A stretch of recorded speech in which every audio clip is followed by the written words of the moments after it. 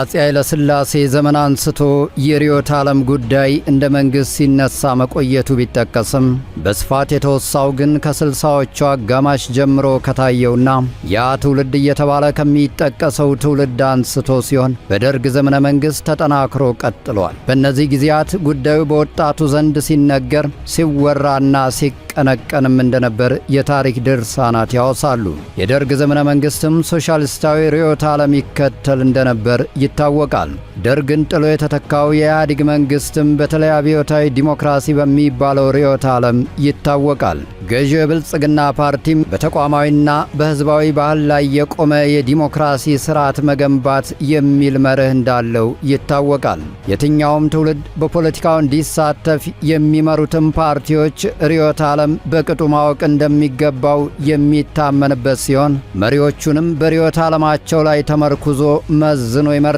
ታዲያ ዛሬ ላይ ሁለንተናዊ ፖለቲካዊ ግንዛቤ ያለው ትውልድን ከመሻትና ለሀገር ከመቆርቆር የሚመነጭ የፓርቲዎች የምርጫ ክርክርና ቅስቀሳ ሂደት የወጣቱን የርዕዮተ ዓለም ግንዛቤ እያሳደገ ነው ወይስ አይደለም የሚል ጥያቄ ሲነሳ ይስተዋላል።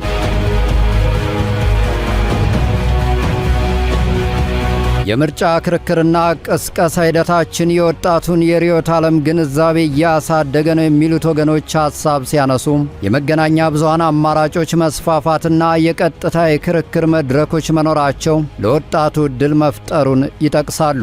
ዘመኑ ሰፊ የመረጃ ተደራሽነትን የፈጠረ በመሆኑና ፓርቲዎችም ይህንን አጋጣሚ ሲጠቀሙ መስተዋሉ ወጣቱ ስለ ተፎካካሪ ፓርቲዎች የፖሊሲ ልዩነት ለምሳሌ በኢኮኖሚ በፌዴራሊዝምና በውጭ ግንኙነት ረገድ ሐሳቦቹን እንዲረዳ ዕድል ፈጥሯል ሲሉ ብዙዎች ይናገራሉ። ከዚህ ቀደም ከነበረው አንጻር በትውልዱ ዘንድ በተለይም በወጣቶች በኩል የንጽጽር ባህል መዳበር ለፖለቲካዊ አመለካከታቸው መሻሻል መንስኤ መሆኑን የሚጠቅሱም ጥቂቶች አይደሉም። ይህም የንጽጽር ባህል መዳበር ወጣቶች ስሜታዊ ከሆኑ ንግግሮች ይልቅ የፓርቲዎች አማራጭ ሐሳብ ምንድነው የሚከተሉት ርዕዮተ ዓለምስ የሚለውን እንዲመረምሩ በር እየከፈተ እንደሆነም ይነገራል። ለአብነትም ወጣቱ በሥራ አጥነት፣ በትምህርት ጥራትና በምጣኔ ሀብታዊ ተጠቃሚነት ዙሪያ መንግሥት ጣልቃ መግባት አለበት ወይስ በገበያው መመራት አለበት በሚሉና በሌሎችም ርዕዮተ ዓለምን መሠረት ያደረጉ ጥያቄዎች ላይ በማኅበራዊም ሆነ በመደበኛው መገናኛ ብዙሃን የክርክር መድረኮችን መመልከታቸውን የሚጠቅሱ አሉ። የአሁኑ ዘመን ፖለቲከኞች ወጣቱ የሚገኝ በትን የቴክኖሎጂ ምህዳር በመጠቀም ረጅም ሰነዶችን ወደ አጫጭር መልእክቶች፣ ኢንፎግራፊክስና ቪዲዮዎች በመቀየር ርዕዮተ ዓለማቸውን ለማስረጽ እየሰሩ እንደሚገኙ የሕግና የፖለቲካ ሳይንስ ምሁራንም ሲናገሩ ይሰማል። እንዲሁም አሁን ላይ ውስብስብ የሆኑ የፖለቲካ ፍልስፍናዎችን በቀላሉ በሚገቡ ምስሎችና ጽሑፎች በማኅበራዊ ገጾች እያሰራጩ የሚገኙ ፓርቲዎች መታየታቸው ወጣቱ የፓርቲዎችን መሠረታዊ ልዩነት በቀላሉ እንዲረዳ እንደሚያግዝም ይነገራል። የፖለቲካ ፓርቲዎች ወጣቶችም በደጋፊነት ብቻ ሳይሆን በስትራቴጂ አውጪነትና በካድሬነት ማሰልጠናቸው ሌላው ርዕዮተ ዓለማቸውን ለማስረጽ የሚያደርጉት ጥረት ትልቅ ማሳያ ስለመሆኑም ይጠቀሳል። ፓርቲዎች ለወጣቶች የሚያዘጋጇቸው የርዕዮተ ዓለም ስልጠናዎች፣ ሴሚናሮችና የጥናት ክበቦች ወጣቱ የፓርቲዎችን የፖለቲካ ፍልስፍና ጠልቆ እንዲረዳና እንዲከላከል ስለሚያደርገው የሂደቱን አዎንታዊነት የሚያስረዱ ጥቂቶች አይደሉም። ይህንኑ ሂደት ተከትሎ የወጣቶች የፖለቲካ ተሳትፎ መጨመር ስለ ርዕዮተ ዓለም ጽንሰ ሐሳብም እንዲረዱ ያስችሏቸዋል ሲሉ ብዙዎች በአዎንታዊነት ያነሳሉ። ከጊዜ ወደ ጊዜ ወጣቱ በምርጫ ቅስቀሳ ወቅት ለግለሰቦች ከሚሰጠው ድጋፍ ይልቅ ለፓርቲዎች ምጣኔ ሀብታዊና ማኅበራዊ ፖሊሲዎች ትኩረት መስጠት መጀመሩ ግንዛቤው ማደጉን ያሳያልም ይላሉ። ለምሳሌ ወጣቱ ስለ ግብር አከፋፈል፣ ስለ መሬት ባለቤትነት ወይም ስለ የግሉ ዘርፍ ተሳትፎ የሚቀርቡ አማራጮችን በዝርዝር መጠየቅና ማወዳደር ሲችል ይህ ፖሊሲ ከየትኛውም የፖለቲካ ፍልስፍና ለምሳሌ ሶሻሊዝም ወይም ካፒታሊዝም የተቀዳ ነው ብሎ መመርመር ሲጀምር ሁሉም ባይባልም ፓርቲዎችም ቅስቀሳቸውና ተደራሽነታቸው ፍሬ ማፍራቱን ወጣቱም ከስሜት ይልቅ በሐሳባቸው ላይ ተንተርሶ ለመሞገት መሞከሩን ያመላክታል ሲሉ የፖለቲካ ሳይንስ መምህሩ አቶ ወርቁ ተስፋዬ በማኅበራዊ ሚዲያ ባጋሩት ጽሑፍ ያብራራሉ። ሌላው ሂደቱ ለመሻሻሉ ማሳያ የቃላት አጠቃቀምና የጽንሰ ሐሳብ ብስለት መታየቱ ነው የሚሉት ባለሙያው በፖለቲካዊ ውይይቶችና በማኅበራዊ ሚዲያ ክርክሮች ላይ ወጣቱ የሚጠቀማቸው ቃላት የርዕዮተ ዓለም ይዘት ሲኖራቸው ሲታይ ግንዛቤው ማደጉን እንረዳለን ይላሉ። እንደ ማኅበራዊ ፍትሕ፣ የገበያ ነጻነት፣ ሊበራሊዝም፣ ፌዴራሊዝምና ዲሞክራሲያዊ ማዕከላዊነት ያሉ ጽንሰ ሐሳቦችን ትርጉማቸውን አውቆ ለክርክር መጠቀም ሲቻል ርዕዮተ ዓለማዊ አረዳድ መሻሻሉን ያመላክታልም ይላሉ። የተፎካካሪ ፓርቲዎችን ሐሳብ በደመነፍስ ከመቃወም ይልቅ ርዕዮተ ዓለማዊ መነሻው ስህተት ነው በሚል ምክንያታዊ ትችት መተካት የሚችሉ ወጣቶችም እየታዩ እንደሆነ በመጥቀስ በሁሉም ፓርቲዎች በኩል አቅም አይሆን እንጂ ቅስቀሳና ክርክሮቹ አዎንታዊ ምላሽም እንዳላቸው ባለሙያው ይጠቅሳሉ።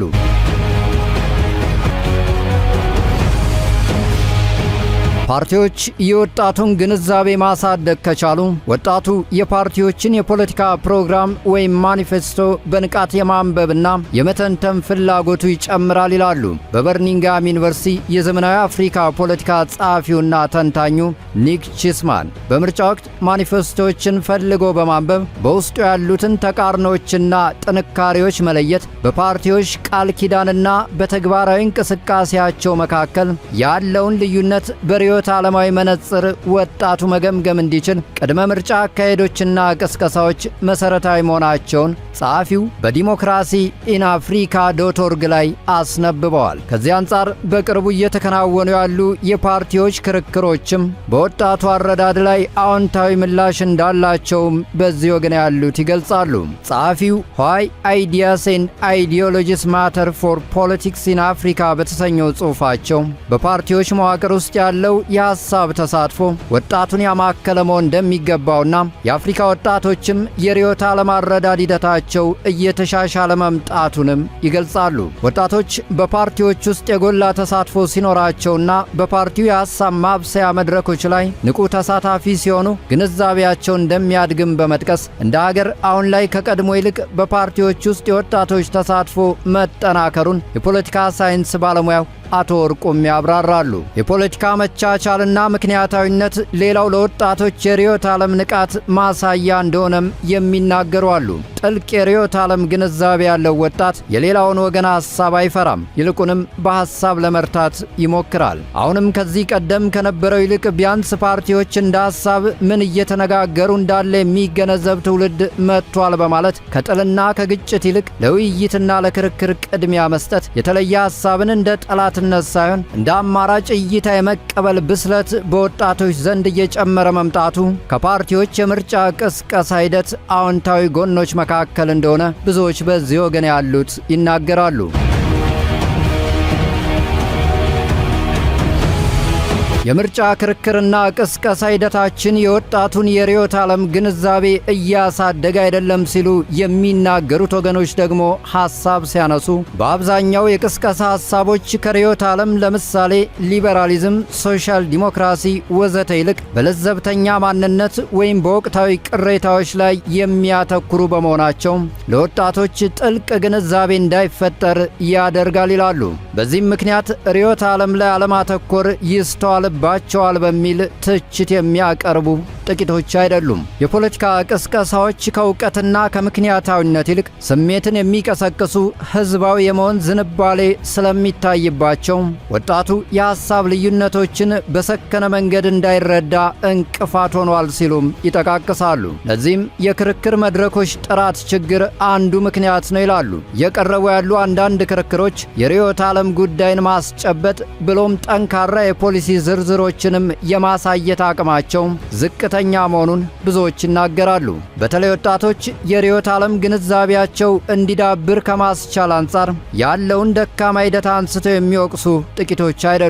የርዕዮተ ዓለም ግንዛቤ ጉዳይ በትውልዱ ዘንድ እንደ ቅንጦትና የሩቅ ሐሳብ እንዲታይ በቂ ያልሆነ የፓርቲዎች ዝግጅትና ቁመናን እንደ ምክንያት በመጥቀስ የፖለቲካ ተንታኞች አብዝተው ይናገራሉ። አብዛኛዎቹ ፓርቲዎች ከትላንት እስከ ዛሬ ምርጫ ምርጫ ሲቃረብ ብቻ ሰርገኛ መጣ በርበሬ ቀንጥሱ አይነት ዘመቻ ላይ ከመረባረብ ባለፈ የርዕዮተ ዓለም ይዘትና ማዕቀፋቸውን መራጩ ሕዝብ የማወቅ መብት እንዳለው ተረድተው የማስገንዘብና በርዕይ የመመራትም ችግር አለባቸው ሲሉ የፖለቲካ ተንታኙ ዶክተር ጌትዬ ትርፌም ይናገራሉ። በችኮላ የቅስቀሳ ስራም ለወጣቱ የሚሰጡት ዕውቀት ላይ ላዩን ብቻ የመሆን ዕድሉ ሰፊ ነው ይላሉ።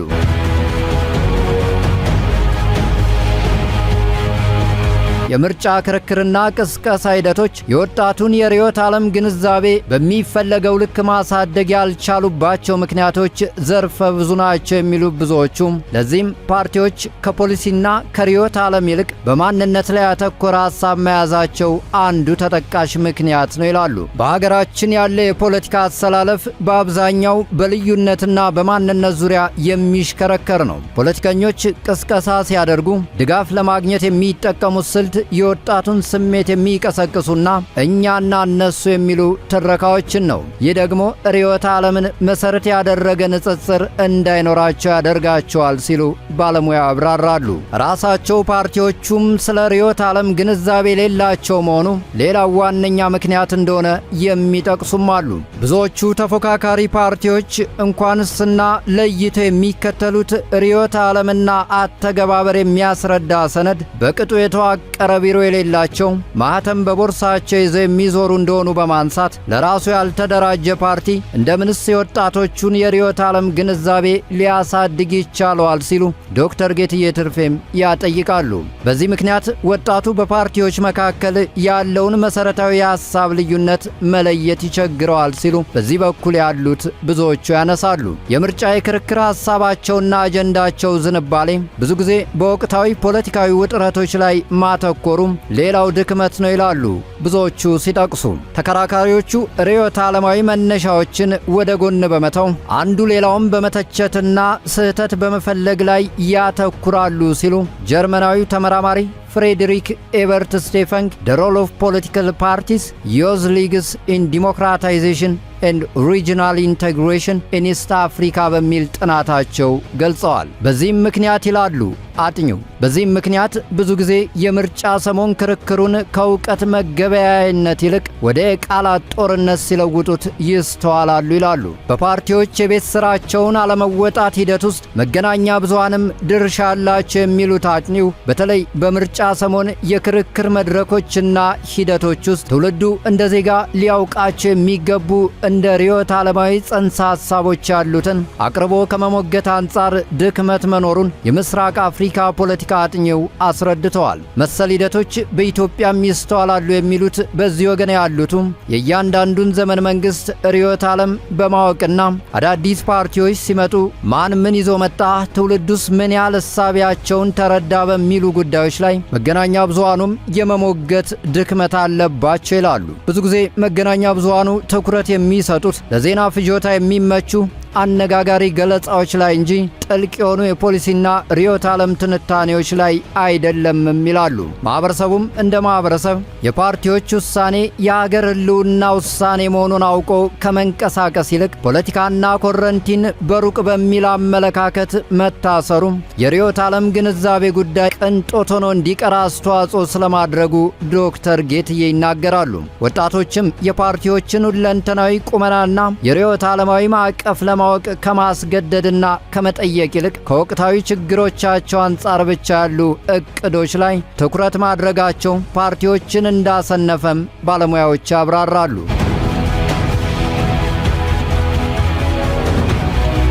ውድ አድማጮቻችን የምርጫ ክርክርና ቅስቀሳ ሂደታችን የወጣቱን የርዕዮተ ዓለም ግንዛቤ እያሳደገ ያለ ነው ወይስ አይደለም በሚል ርዕሰ ጉዳይ ያቀረብንላችሁ የዛሬው የግራና ቀኝ ሐሳብ መሰናዶ የተከታተላችሁትን ይመስል ነበር። እናንተስ ምን ትላላችሁ? በያላችሁበት ተወያዩበት። ሳምንት በሌላ የግራና ቀኝ ሐሳብ መሰናዶ እስክንገናኝ ቸርን ሰንብት።